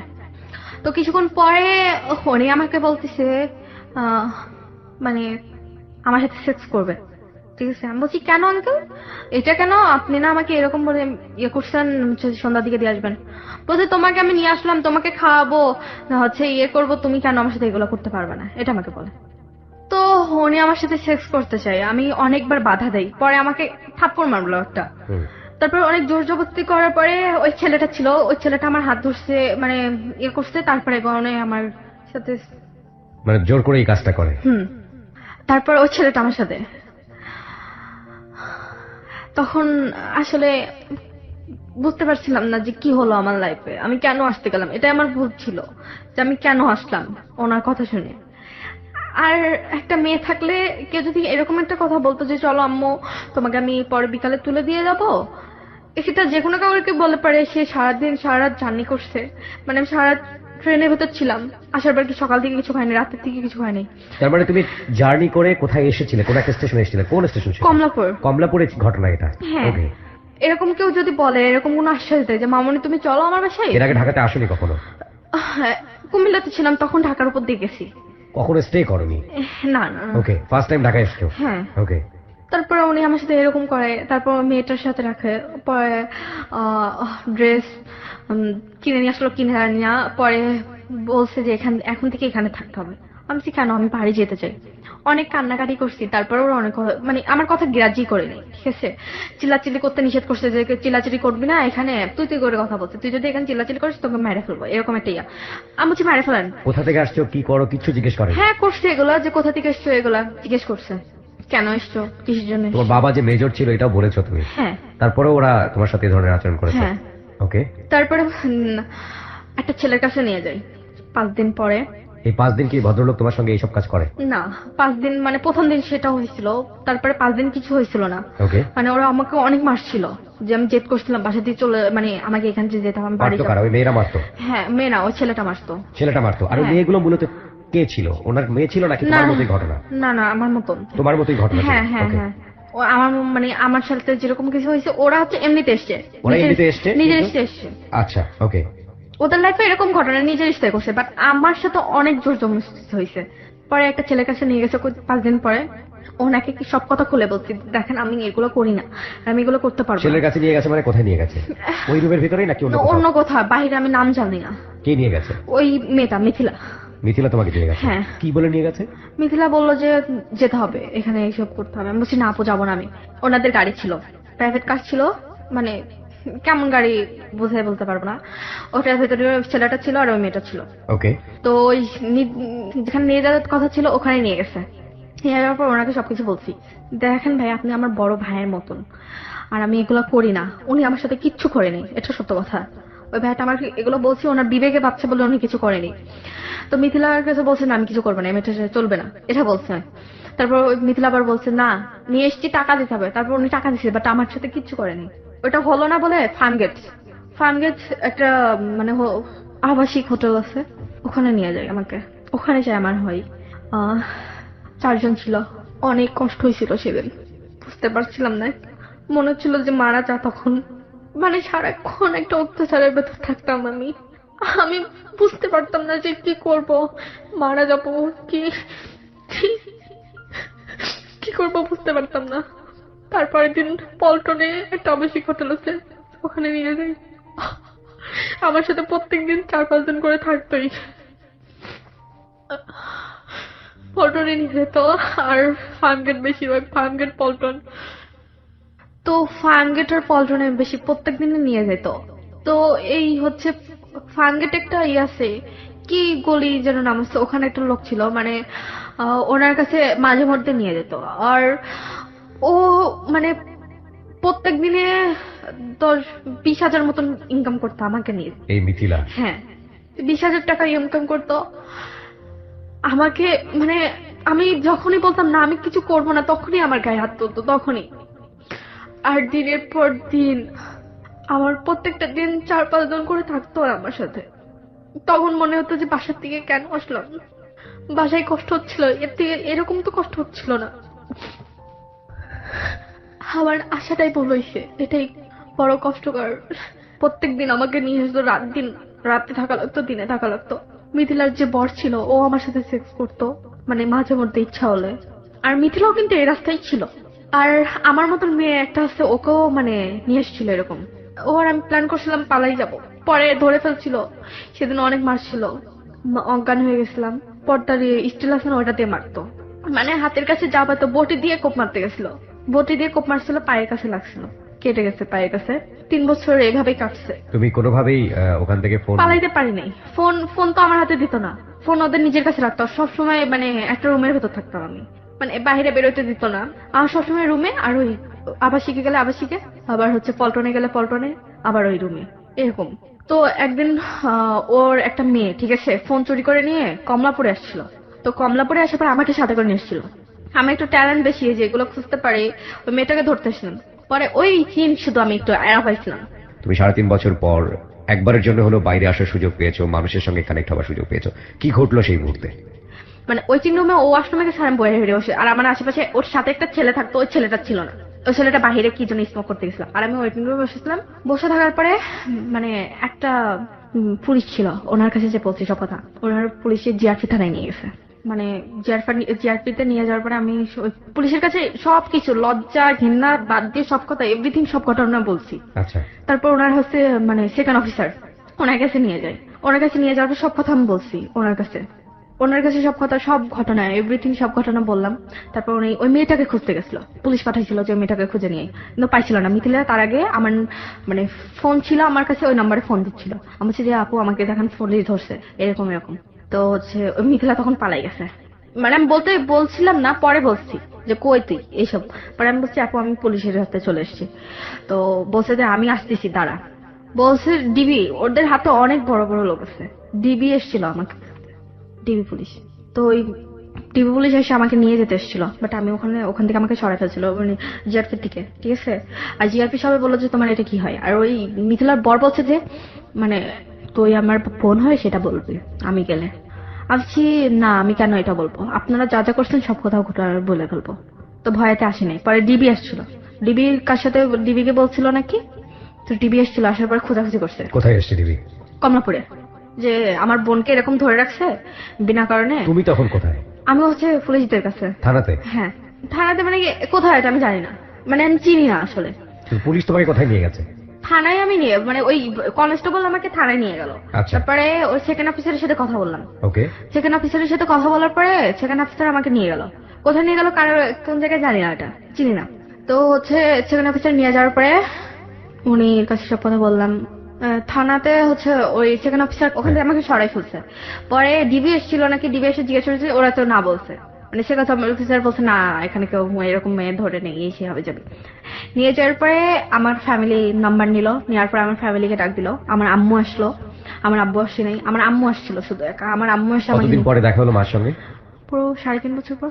3.5 বছর তোমাকে ওখানে ওইভাবে ঘরের মধ্যে আটকে রেখেছে? হ্যাঁ। 3.5 বছর পরে আমার আম্মুর সাথে দেখা হয়। আম্মু তো কান্নাকাটি, কি হয়েছে, এরা পুলিশরা কিছু বলে না আমার আম্মুকে। পরে আমি বাড়িতে যাই, মানে ওখানে সেকেন্ড অফিসারের সাথে, তো ওনার সাথে পরিচয় হয়। তো তারপরে আমার আম্মুকে দেখে না, আম্মুর সাথে যাই, এভাবে বাসায় যাই। সবাই আশেপাশের মানুষ তো নানা রকমের কথা বলে। নানা রকমের কথা বলতে কি, কোথায় ছিল, খারাপ হয়ে গেছে, বাজে হয়ে গেছে, নষ্ট হয়ে গেছে, বাজে বাজে কথা বলতো। মানে যেগুলো যেগুলো বাজে বাজে কথা বলে আশেপাশের মানুষ, নিজের ফ্যামিলির মানুষ। আমার হচ্ছে খালো, আমার মামা তারপরে হচ্ছে খালামুনি, সবাই বলতো কোথায় বেশ্যা হয়ে গেছে, এতদিন যে বাইরে থাকে সে কি হইতে পারে, কি করছে এতদিন। তো আমার মামা বলতো যে তোর জন্য কি আমার মেয়ের বিয়ে হবে না, তুই কেন এসছিস, যা ছিলি তাই ছিলি, তুই আবার এসছিস কেন, যেখানে ছিলি সেখানে চলে যা তুই। মানে আমি চলে আসলে নাকি তাদের শান্তি হয়, এটা আমাকে বলছে, ডাইরেক্টলি বলছে। বাজারে মুখ পাই না তোর জন্য, 3.5 বছর পরে দেখো ওরে বাড়ি মেয়ে ফিরে এসছে, কই ছিল, এগুলো বলতো। পরে আমার খালু আমাকে মারছে, তারপরে আমার মামা মারছে। মানুষ কথা বললে পরে আসে আমার গায়ে হাত তুলছে। আমার আব্বু তো একেবারে নর্মাল, কথা বলতে পারতো না। মানে স্ট্রোক করার পর মানুষের কি হয়। তো মানে ওরকম মনে হলো কয়েকদিন পরে, মানে 6 মাস আমার বাড়িতে ছিলাম। 6 মাসের ভেতর প্রত্যেক দিনই মনে হয় অত্যাচারের শিকার হতাম। বাইরের মানুষ যদি কিছু বলতো সেটা আমার পরে এসে রাগ ধরতো, মানে রাগটা আমার পরে ইয়ে করতো। কি ঝাড়তো? যে মানে মামা কিছু শুনে আসতো সেটা আমার পরে ইয়ে করতো। মানে আমি শুধু জাস্ট ওদের কাছে একটা সুযোগ চাইছিলাম যে আমাকে সবাই একটা সুযোগ দাও। ভুল তো করছি, সংশোধন হই, কিন্তু আমাকে কেউ একটা সুযোগ দেয়নি। তুমি 3.5 বছর যে অবস্থায় ছিলে এটা তুমি কারোর সঙ্গে শেয়ার করেছো ফ্যামিলিতে? না, কারোর সাথে শেয়ার করিনি। কেউ জানতেও চায়নি তোমার কাছ থেকে? জানতে চাইছে বাট হেরাই গেছি, যে বলছি মানুষের পাশে কাজ করছি, এটাই। কি বলবো, এইগুলো বললে তো আমার আম্মু মরা ছাড়া তাদের উপায় নেই। ওকে। 6 মাসের ভেতরে আমার মানে যেদিন আমি বেরোয় আসবো তার কয়েকদিন আমার নানুকে বললাম, মানে আমার নানু মানে সহ্য করতে পারতো না যে আমাকে মারতিছে, কান্নাকাটি করতো। তোমার গায়ে হাত তুলতো কে? হ্যাঁ, মামা তুলি নেই, খালু তুলছে বেশি, খালু আর খালামণি। তোমার বাবা মানে তখন ফুললি একেবারে বেডে? হ্যাঁ হ্যাঁ, কথা মানে বলতে আমার পারতো আব্বু না? কিছু বলতে পারতো না, আর আব্বু সহ্য করতে পারতো না, শোনার পরে কানতো খালি। তোমার এই যে বাবার যে অবস্থা সেটার জন্য কি তুমি দায়ী ছিলা? হ্যাঁ। বাবা যেরকম ভাবে ফুললি বেডে চলে গেল, স্ট্রোক করলো এবং মৃত্যু শয্যাশায়ী, সেটার জন্য তুমি দায়ী? হ্যাঁ, আমি তাই। তারপর তুমি আবারও সিদ্ধান্ত নিলা, তুমি আবারও বাড়ি থেকে চলে আসলে? হ্যাঁ, চলে এসেছিলাম। আসার পরে কি করব, পরে এই যে মানে এসআই ওই ভাইয়ের সাথে যোগাযোগ করি। সেকেন্ড অফিসার হ্যাঁ। যার কাছে থেকে তুমি থানায় গেলা, যার মাধ্যমে? না না, ওনার ফ্রেন্ডের সাথে আমার পরিচয় হয় ওখানে, ঠিক আছে। তারপর ওনার ফ্রেন্ড আমার প্রতি একটা দুর্বল, মানে ভালোবাসে এরকম একটা। তো আমি তো আর কারো ইয়েতে জড়াইতে চাই না, ঠিক আছে। মানে আমি আমার ফ্রেন্ডের সঙ্গে তোমার যোগাযোগ কিভাবে?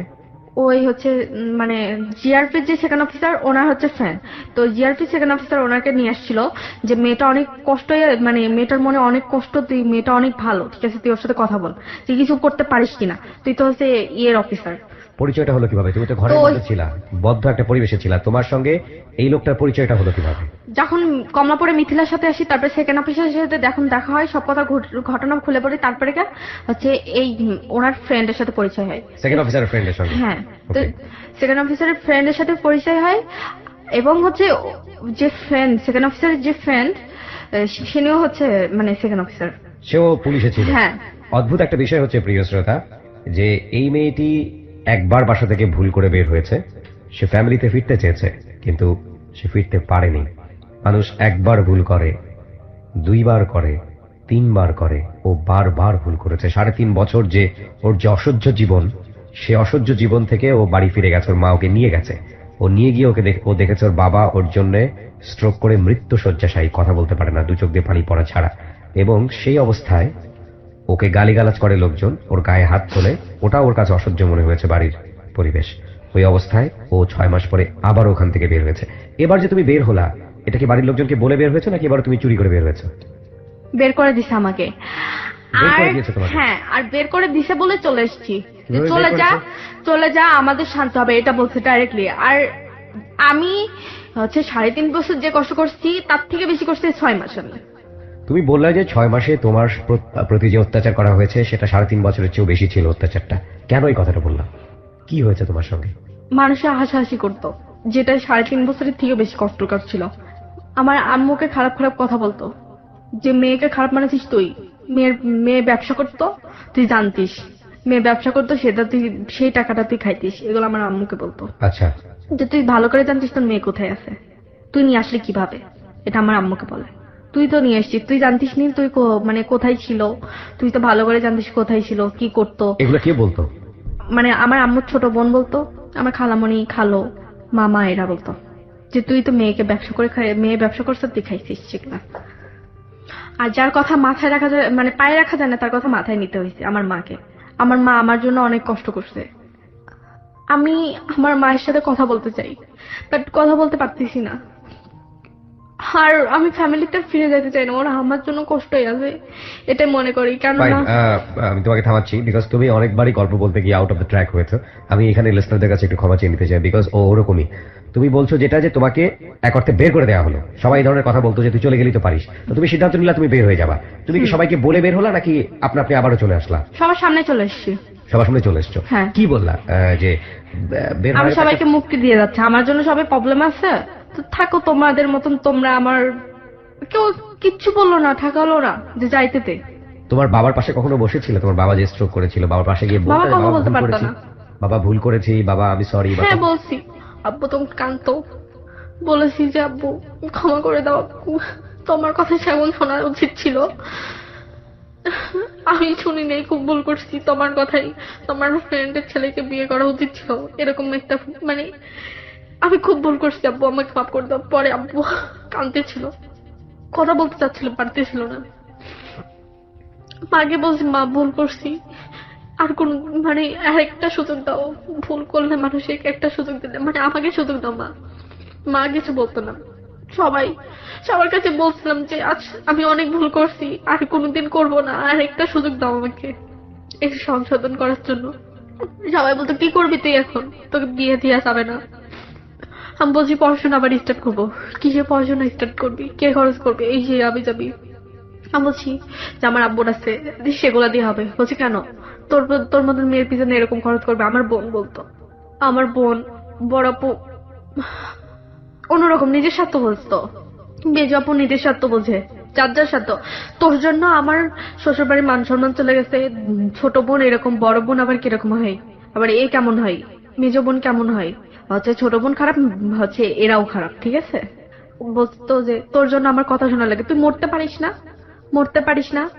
যখন আমার আপু, মানে আমি মরে যেতেও চাইছিলাম, মানে যখন আমার বড় আপু বলে যে তুই মরতে পারিস না, তখন আমি গলায় রশি দিছিলাম, বাঁচাই ফেলছিলাম। আমার মানে আম্মু কয়েক পাড়ার মানুষরা এরা বাঁচাই ফেলছিল যে তুই মরতে পারিস, 6 মাসের ভেতরে এগুলা, তুই মরতে পারিস না, তোর জন্য বিষ কিনে নিয়ে আসবো, দড়ি কিনে নিয়ে আসবো, তুই মরতে পারিস না। পরে গলায় দড়ি দিছিলাম ফ্যানের সাথে। সেদিন মারা গেলে অনেক ভালো হতো, হয়তো বা এত দূর আসতাম না। পরে আমার আব্বু শুধু কাঁদছে শোনার পরে। আম্মু বলছে যে কেন এটা করতে গেল, আমার আব্বু কাঁদতেছে, হাত বললো তুই পাগলা মামা এরকম করতেছে। আমি বলছি মা আমি মুক্তি চাইতে চাই, আর সহ্য করতে পারতেছি না। পরে যখন এই ঘটনা হয়, তারপরে সবাই বললো তুই বেরো যা বাড়ি থেকে, তুই থাকবি না, তোর জন্য অনেক মান সম্মান চলে গেছে, আর চাই না মান সম্মান চলে যেতে। পরে চলে এসেছি। আসার পরে এই ওই এসআই ভাইয়ের সাথে ফোনে কথা বলার পরে উনি আমাকে মানে একটা সেফটি জায়গায় রাখে। উনি উত্তরাতে ওনার ভাই আছে, ভাইয়ের বাসার সামনে একটা হোস্টেল আসছিল, ওই হোস্টেলে রাখছিল। হোস্টেলে রাখার পরে একটা ঘটনা হয়েছে, মানে হোস্টেলে ছিলাম যখন, তখন মানে উনি এসআই ভাইয়া টাকা দিত, আর আমাকে তো কিছু করতে হবে, তো তখন জব খুঁজছিল, যখন পাই নাই। পরে হোস্টেলের ম্যানেজার, টাকা একটা মানুষ কত আর টাকা দিবে, তার ফ্যামিলি আছে, তার বাচ্চা আছে, তাদের টাকা দেওয়া, মানে আমাকে হোস্টেলের ভাড়া হচ্ছে 5,500 টাকা, মানে এভরিথিং খাওয়া দিয়ে। তো আমাদের হোস্টেল সুপার ছিল একটা মেয়ে, ওর নাম সুস্মিতা। ও মানে আমাকে হোস্টেলের ম্যানেজার নানা রকমের কথা বলতো, যে কে তোমার ভাই হয়, টাকা দেয় না কেন। মাসের মানে 3 মাস মতন ওখানে ছিলাম। তো থাকার পরে মানে ওখানে থেকে বলছে যে তোমাকে টাকা দিবে কে, এই সেই হাবি যাবি, তুমি এখানে থাকো। হচ্ছে ম্যানেজার প্রত্যেকদিন আসলে পরে নানা রকমের কথা বলতো, মানে টাকার কথা বলতো, দিতে মানে লেট হয়ে গেছিল। তো ওই হোস্টেলের সুপার মানে ওই আপুটা হোস্টেলের অনেকের মেয়েকে মানে নানা রকমের জায়গায় দিত, আমি সেটা জানতাম না। পরে বললো যে হোস্টেলের একটা সভাপতি আছে, তুমি ওর সাথে একটু কথা বলে দেখতে পারো। তো আমি হচ্ছে ওই আপুর কথা শুনে মানে আমি বলছি কেন আপু, ওর সাথে কথা বলবো না। ওই হোস্টেলের ওই সুপার ওই আপুটা আমাকে ওই ওনার সাথে পরিচয় করে দেয়, কার সঙ্গে পরিচয় করে? একটা ভাইয়ার সাথে, নাম বুলেট, উত্তরাতে থাকে। তোমাকে জায়গা করে দিল একজন এসআই, উনি তোমার টেক কেয়ার করতো। হ্যাঁ হ্যাঁ, উনি তোমার কি লাগবে না লাগবে সেটা টেক কেয়ার করতো। তো এই আপু তোমাকে আবার আরেকজনের সঙ্গে পরিচয় করে দিচ্ছে, মানে এটা তো এসআই ইনফর্ম হওয়ার কথা। মানে উনি হচ্ছে হোস্টেলের সভাপতি, ঠিক আছে, বললো যে ম্যানেজার এরকম হ্যারাসমেন্ট করতেছে, তুমি ওনার সাথে কথা বলো। আমি জাস্ট কথা বলতে গেছি। এটা কে বলেছে? ওই হোস্টেলের সুপার, আচ্ছা। ওই মেয়েটা, হ্যাঁ। মানে ওনার নাম সুস্মিতা আপু। Okay. হ্যাঁ, তো এই সুস্মিতা আপু ওই ওনাকে নিয়ে আসে, ওনার আবার একটা গাড়ি আছে, জিপ, ঠিক আছে। বুলেটের? হ্যাঁ, বুলেটের, মানে বুলেটের জিপ না, বুলেটের বসের জিপ। আর Okay. বুলেট ওখানে চাকরি করে। ওকে। তো বুলেট হচ্ছে নানা রকম মেয়ে নিয়ে যায়, ওই বসের কাছে নিয়ে যায়। বুলেট আমাকে মানে ওই আপুটা বললো যে চলো যাই ওনার সাথে এক কাপ কফি খেয়ে আসি, আর ওনার সাথে সব কথা শেয়ার করো, তোমাকে এরকম হ্যারাসমেন্ট করতেছে, কয়েকদিন পরে টাকা দিবা, এই কথা বলার জন্য আমাকে নিয়ে যাই। যে কয়েকদিন মানে হোস্টেলের ম্যানেজার বলে দিবেন যে কয়েকদিন পরে টাকা দিবো, এটা বলার জন্য তুমি যাবা। আমি ভাবলাম 2-3 দিন ধরে এরকম বলতেছে যে তুমি ওই ভাইয়ের সাথে দেখা করো, তাহলে বুলেটের কাছে আমাকে নিয়ে যায়। তবে জিপে ওঠে, আপু ওঠে। আপু ওঠার পরে আপু কিছুক্ষণ পরে মানে গাড়ি দাঁড়ায় এক জায়গায়, তারপরে আপুকে নিচে নামার পরে ওই ভাইয়ের সাথে কথা বলে ভাইয়া ওঠে। ওঠার পরে আপু চলে গেল। আমি বললাম কেন? বলছে যে তুমি চলো তোমাকে হোস্টেলে পৌঁছাই দিয়ে আসি। আমি বলছি কেন, আপুর সাথে যেতে পারতাম আমি। দিয়াবাড়ি নাম শুনছেন? উত্তরা, হ্যাঁ। উত্তরার নতুন সেক্টর হয়েছে, ওখানে নিয়ে যায়। ওখানে নিয়ে যাওয়ার পর একটা গাড়ি আসে, আসার পরে ওখানে ওই জিপের ভিতর আমার সাথে জবরদস্তি 3 জন ছিল। 3 জন ছিল ওখানে আমার সাথে, ওরা খারাপ কিছু করার পর ওটা ভিডিও করে রাখছিল। ভিডিও করে রাখার পরে মানে আমাকে রেপ করে, মানে 3 জন মানুষ আমার মানে হাত মানে ওন্নাতে আমার মানে এত চিল্লাচিল্লি করছি, মানে ওখানে দেয়া বাড়িতে কেউ ছিল না, মানে দুপুর টাইমে ফাঁকা জায়গায়, মানে ওখানে আমি চিনতাম না, সেদিন ফার্স্ট গেছি। উনি আমাকে ওই বুলেট আমার সাথে খারাপ কিছু করে, তারপরে ওই বুলেটের বস, তারপর আরেকজনা আমার মানে আমার হাত বাঁধা ছিল পিছনে, আমি হাত দিয়ে যে মানে ওদের মারবো, আমার এরকম একটা ইয়া ছিল, মানে আমার যদি হাত বাঁধা না থাকতো আমি ওদের মারতে পারতাম আমি, বাট আমার হাত বাঁধা ছিল, পা ধরে রাখছিল। ওকে। বাট আমার যদি হাত বাঁধা না থাকতো পিছন বলে, তাহলে জীবন আমি মানে ওরা আমাকে ঠেসে ধরে হাত বাঁধছে ওড়না দিয়ে, আমার নিজের ওড়না দিয়ে। বাট গাড়ি থেকে বেরোতে, বাড়ি লক করা ছিল, ঠিক আছে, আমি খুলতে পারছিলাম না, খোলার চেষ্টা করছি, চিল্লাচিল্লি করছি, মানে কালো গ্লাস দেওয়া, চারি সাইডে কালো, আর ভিতরে আমি, আমার সাথে ওরা এরকম করে ভিডিও করে রাখে। তার 2 দিন পরে আমাকে মানে ওই হোস্টেলে যে আমি কোনো কথা বলিনি, চুপচাপ যাই রুমের ভেতর ছিলাম, কি করবো আমার মাথায় কাজ করছিল না। তো পরে আপুকে তুমি বললা না যে এরকম কাজ করেছে তোমার সঙ্গে? বলছি কি বলে? যে তুমি করছো, তুমি গেছো কেন, তুমি হচ্ছে পরে গাড়ি থেকে নেমে যাইতা, তুমি তো নামো নেই, তুমি গেছো কেন, তুমি আবার দিয়া বাড়ি গেছো কেন, এগুলো বলছে। ও আমার দোষ দিছে। হোস্টেলে তো চিল্লাচিল্লি করা যাবে না, তখন আমার সমস্যা হবে, সবাই ভাববে এই মেয়েটা খারাপ। চুপচাপ ছিলাম। তারপরে হচ্ছে 2-3 দিন পরে আমাকে ফোন দেয়। ফোন দেওয়ার পরে বলে যে তোমাকে ভিডিও দেখে দাও। আমি বলছি ভিডিও, কিসের ভিডিও? আপনি আমার নাম প্রথমে রিয়াজ এই করছি। বুলেট বলে? হ্যাঁ, যে আপনি মানে আমি প্রথমে ফোন দিতে বলছে যে আমি বুলেট বলছি। আমি বলছি ভাইয়া দেখেন আপনি আমার নম্বরে ফোন দিবেন না। আমি তখন তার সাথে ভদ্রভাবে কথা বলছে, বেশি এড়িতেড়ি করিস না, তোর ভিডিও আছে, আই দেখে যা। আমি গেছি, যাওয়ার পরে ও আমাকে ভিডিও দেখায়। আমি তো শেষ। আমি সেদিন মানে এরকম অবস্থা, সেদিন আমার সাথে 4 জন সেক্স করে। ওই ভিডিও দেখে ব্ল্যাকমেইল করে? হ্যাঁ, আমার সাথে 4 দিন এরকম করছে। পরে আমি এসআইকে বলছি বলছি ভাইয়া দেখেন আমি ভাবতে পারি না যে আমি আসলে সেদিন ওই আপুটা আমাকে বললো আর আপনার টাকা দিতে লেট করতেছেন, আমি কি করব বলেন। আর হচ্ছে মানে ম্যানেজার আমার সাথে ডাব ব্যবহার করছিল, এই জন্য আপু বললো যে তুই এই হচ্ছে হোস্টেলের সভাপতির সাথে কথা বল, তাহলে হবে। তো এগুলো বলছে ওনার তো মাথায় হচ্ছে যে আমি একটা নিরাপদ, তোর এরকম একটা জায়গা থেকে নিয়ে যে নিরাপদ জায়গায় রাখলো, উনি পরে নিজেকে ইয়ে করতেছে যে নিরাপদ জায়গায় রাখলাম। আর এখন যেদিন আমি বসি তার পরের দিন আমাকে এসছে শান্তিবাগ নিয়ে এসে একজন সাবজেক্ট বলে, তারপর আমাকে ফোন দিছে। ফোন দেওয়ার পর আমি কি করব, আমাকে সেদিন শেড দিছে যে তোকে, তুই যদি আজকে না আসিস আজকে তোর ভিডিও হচ্ছে নেট ছেড়ে দেবো। গেছি ওনাকে না বলে, যাওয়ার পর সেদিন যাওয়ার পরে উনি আমার সাথে সেক্স করে বুলেট করার পরে আমি বলছি তুই আজকের পর থেকে আমাকে ডাকলে জীবনে আসবো না।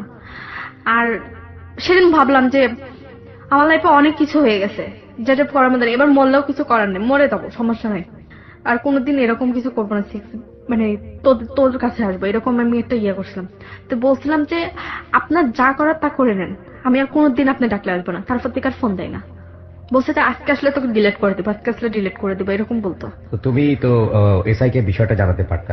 জানিস কি, উনি কি তারপর বললেন? উনি বললো ওনার হচ্ছে মানে এসআই হচ্ছে ওনার মানে অফিসার, মানে ওসির উপরে, তার উপরে অফিসার, মানে মহিলা কি যেন এডিসি ম্যাডামকে বলে।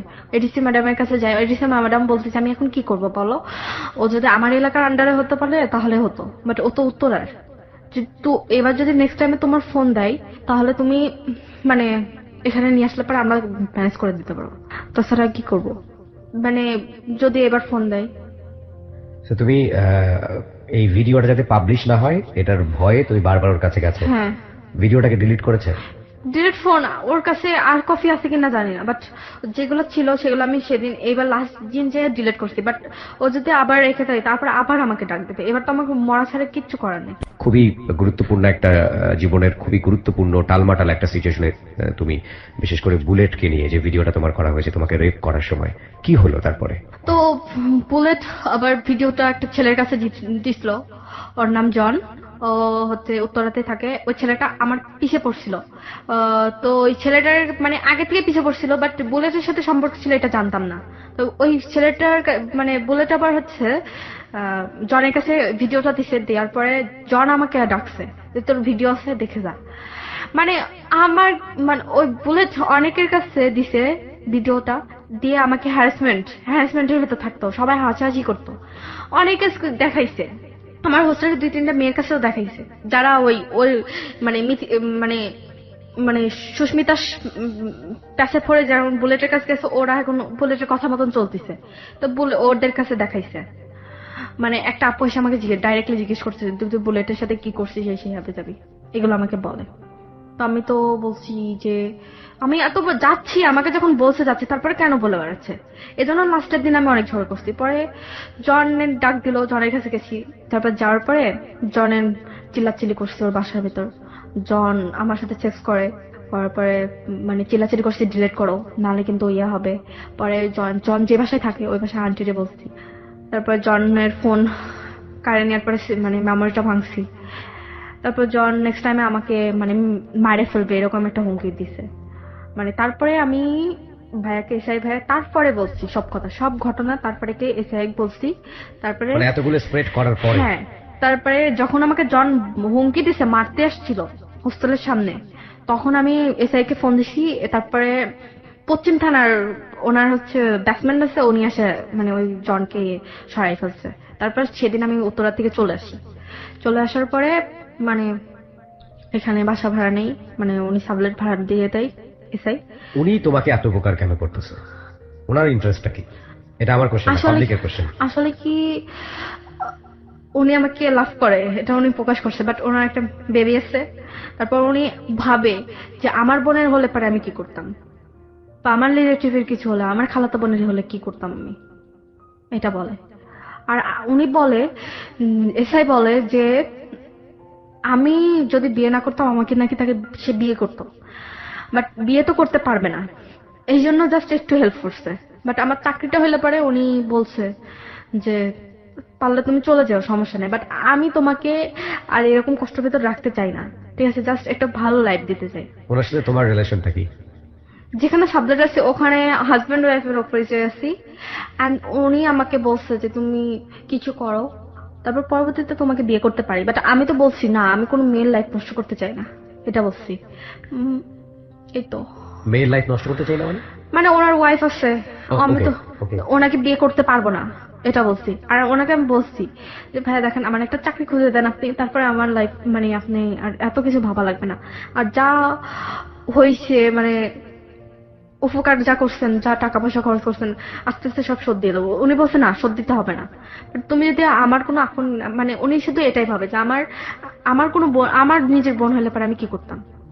তোমার সঙ্গে ওনার কোন ধরনের অনৈতিক সম্পর্ক আছে? হ্যাঁ আছে। সো কোনো জায়গায় তুমি এসকেপ করতে পারোনি। ইনফ্যাক্ট স্কেপ করা যায় না, এটাই বাস্তবতা, রূঢ় বাস্তবতা। কেউই কোনো ইন্টারেস্ট ছাড়া হেল্প করে না, আমাদের সমাজের সবচাইতে জঘন্যতম আর বাস্তবতা। উনি আমাকে বলছে যে তুমি যদি আমার সাথে সেক্স না করতে চাও কোনো সমস্যা নেই, এটাই বলছে নিজের মুখে দ্যাটস আ বলছে। Different thing. মানে আমি যদি না চাই তাহলে জীবনে কোনোদিন হবে না। আর এটা আমাকে বলছে, আর জাস্ট তোমাকে সেক্স করার জন্য তোমাকে আমি হেল্প করছি এটা কিন্তু না, এটা আমাকে বলছে। বাট আই মিন সেটা প্রমাণও পাইছি। ফাইন, তোমার দিন কাটা কিভাবে এখন? তোমার লাইফের শিডিউলটা কি? মানে আমি একটা জব করছি, এই সামনে মাস থেকে 1 তারিখ থেকে আমি জয়েন করবো সেখানে। বেলে রোডে একটা হচ্ছে জব পাইছি, একটা রিসেপশনে। ফ্যামিলির কি অবস্থা তোমার? যোগাযোগ নেই। বাবার কি অবস্থা? বাবা মারা গেছে শুনছি। মানে আমার চাচাতো ভাইয়ের সাথে কয়েকদিন আগে কথা হলো, ইমুতে কথা বলছি, মানে ইমু নাম্বারটা আছে বাট সেল নাম্বারটা ইয়া হয়েছে। তো ইমুতে আমার চাচাতো ভাইয়ের সাথে কথা বলছি, যে বললো যে জানালো 4 দিন পরে আমাকে বললো যে তোর আব্বু মারা গেছে, এসে হয়ে যাবি, বললো আমাকে। কয়দিন পরে জানছো? 4 দিন পরে। যদি আমার ফ্যামিলি কেউ জানে শোনে, তাদের জানানোর জন্য এসেছি বলতে যে কেন আমি এই রাস্তায়, কেন এই পরিস্থিতি আছি, সেটা আমার ফ্যামিলিকে জানাতে চাই। এই জন্য আসছি।